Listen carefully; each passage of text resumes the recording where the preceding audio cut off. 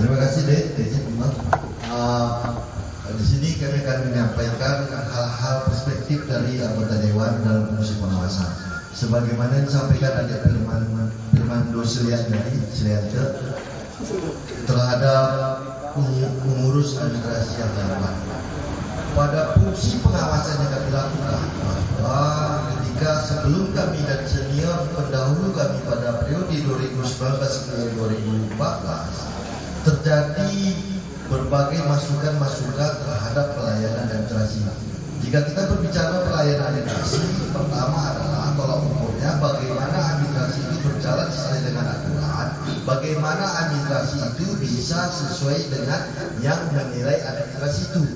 Alhamdulillah berdasarkan kerjasama dari pengawasan dan pelaksana pemerintah daerah Aceh Tenggara meraih opini BPK dengan WTP pada opini BPK.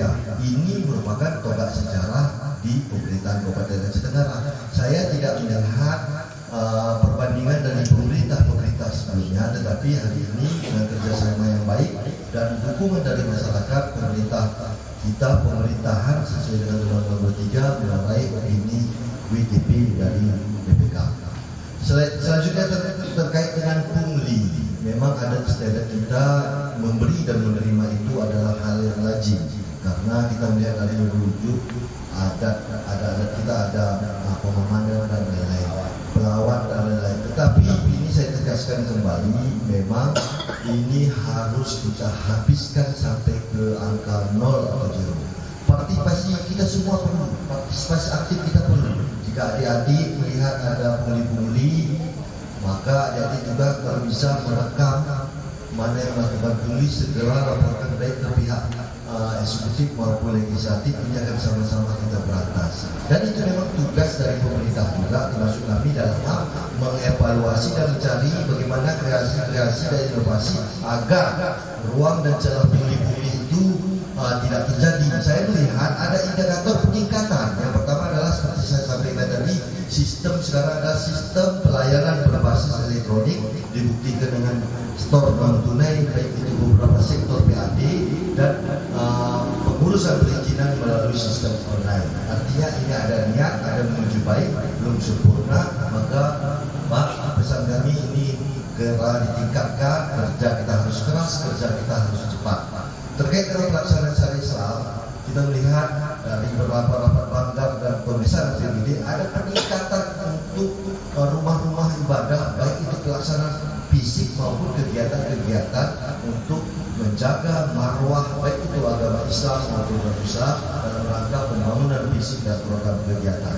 Pelaksanaan hukum syariah juga sudah mulai berjalan, tetapi perlu ditingkatkan, perlu disupport dana karena kita memang bekerja ini pemerintah harus diikuti dengan dana, tetapi tidak lagi terjadi kendala kita. Saya kira pemerintah daerah perlu juga menciptakan inovasi yang adaptif sehingga pekerjaan yang fungsi rutinitas itu tidak harus juga didorong oleh anggaran-anggaran yang super wah. Selanjutnya apa yang disampaikan oleh Mustafa Kamil tadi, bagaimana fungsi pengawasan sebagaimana yang tercantum dalam Undang-Undang 23, kita melakukan fungsi pengawasan terhadap mekanisme yang terukur, yaitu melalui rapat dengan pendapat, fungsi pengawasan dan lain-lain, baik itu bersifat formil maupun tidak formil, baik itu bersifat secara spidul maupun secara atau secara sporadis. Juga mudah-mudahan dalam masa kami juga 1 tahun dan juga akan melaporkan periode kami 5 tahun ke depan terhadap amanah rakyat untuk yang kami berikan untuk masa 5 tahun. Selanjutnya ekor-ekor sport center memang kemarin dalam pengusulan UAPBS telah diusulkan oleh pemerintah daerah kepada DPR, tapi apa daya rupanya memerlukan dana di atas 30 miliar sehingga prioritas-prioritas yang kita perlu akhirnya sport center kita kesampingkan. Tetapi jika kita berbicara apa etalase pemerintahan, artinya antara pemerintah eksekutif dan legislatif yang bisa dijadikan kenang-kenangan ke depan, hari ini kita lagi menuju program yang fundamental, yaitu pembangunan jembatan dari desa pedesi menuju Geran, walaupun secara pelaksanaan ada terjadi post mayor dan nanti mungkin bisa ditindaklanjuti. Mudah-mudahan akses dari pemerintah tidak ada lagi istilah kami keparani atau keparani atau kejadian terjadi dan viral selamanya itu Edino itu tidak akan terulang di masa-masa akan datang. Selanjutnya masalah rujuk ini memang ini terjadi multi tafsir terhadap yang dirujuk apabila kelas rumah sakit kita kelas B apabila perlu peningkatan maka harus dirujuk. Tapi jika kita menguji pelayanan rumah sakit, saya kira hampir semua orang menyatakan bahwa wajar peningkatan kesehatan, baik itu peningkatan pelayanan, infrastruktur rumah sakit maupun alat-alat medis yang juga saya kira sudah cukup baik, sehingga bukan hanya pelayanan di rumah sakit, juga memberikan sebetul CSA. Kita bisa lihat hari ini ada satu Bank BRI bekerjasama dengan rumah sakit Sarudin Tancani, sehingga fungsi-fungsi rumah sakit bukan hanya sebagai tempat mengobati orang sakit, meningkatkan kesehatan, tetapi bisa menciptakan happiness, kepuasan terhadap rumah sakit itu, dan alhamdulillah bisa berdampak kepada peningkatan ekonomi kerakyatan melalui program-program CSR. Selanjutnya, apa kira-kira kegiatan UKM yang pro rakyat? Kalau kita berbicara masalah peningkatan UKM, kita tidak juga bisa melihat dari dana yang tertentu dalam APBK, karena dana APBK maupun APBN itu adalah bagaimana mekanisme yang terjadi mulai dari pengusulan, lobby sehingga turun dana itu, baik itu APBN dan APBA, itu adalah manuver yang terjadi antara pemerintah, eksekutif dan legislatif saling berkomunikasi, sehingga apabila kita menguji berapa tingkat APBN, saya kira Sulawesi Tenggara sudah sangat meningkat, baik itu di sektor UKM maupun di sektor pembangunan terkait dengan ekonomi kerakyatan. Selanjutnya dari mahkota juga menyatakan tadi tentang pupuk. Kalau kita berbicara masalah pupuk, saya kira kelangkaan itu sudah terjadi di seluruh Indonesia, bukan hanya di Aceh Tenggara. Apakah kita menyerah? Tidak. Langkah yang kita ambil apa? Kemarin kami pola bersepakat bahwa pupuk akan kita anggarkan melalui BUMK yang ada di desa melalui program dana desa. Terkendalanya apa?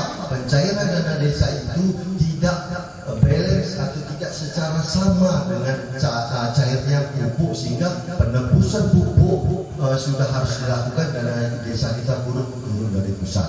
Kita juga melakukan lobby seperti disampaikan Bapak Asisten tadi ke program nasional, ke pemerintah pusat, tetapi ini belum cukup. Bentuk keseriusan apa? Salah satu bentuk keseriusan pemerintah daerah eksekutif dan legislatif menganggarkan pupuk itu di dana APBK kita, artinya pupuk yang bersifat umum kita beli dari APBK kita subsidi dana APBK kita disalurkan kepada masyarakat.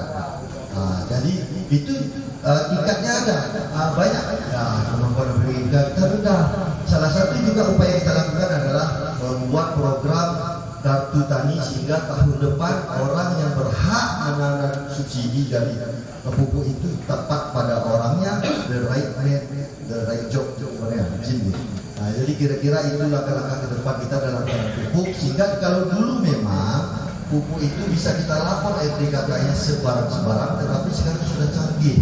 Seluruh tanah ini saya belajar dari senior saya Pak Andi, mengecek tanah di gunung saja bisa melakukan Google, artinya berbayar free. Konon lagi yang di pertanian sana bisa mengecek CPCL, ladang-ladang pertanian menerima dana pupuk melalui aplikasi yang berbayar. Selanjutnya yaitu angka pengangguran sudah dijawab, kepercayaan terhadap COVID. Ini memang COVID ini bersifat viral. Kita melihat terjadi pandangan-pandangan, bukan hanya kita di kaum awam. Saya kemarin melihat di Facebook dan di YouTube bahwa ada orang yang berkompeten di bidangnya secara keilmuan, dia bersertifikat secara dokter di negara yang kira-kira pelayanan dan ilmunya maju, juga tidak percaya kepada COVID. Ada gerakan-gerakan anti masker. Mohon maaf, saya menyanyikan diri saya sendiri, saya juga termasuk orang yang tidak taat terhadap protokol kesehatan, sehingga masker ini kadang saya lupa.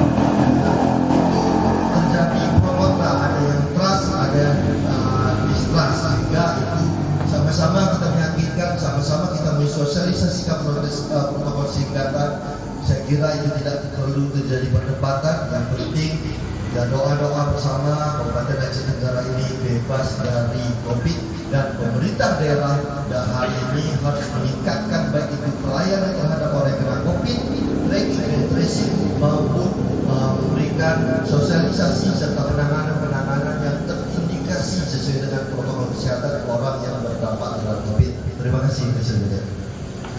Terima kasih Pak Dewa. Selanjutnya mungkin ada yang tanggapan Pak Pengamat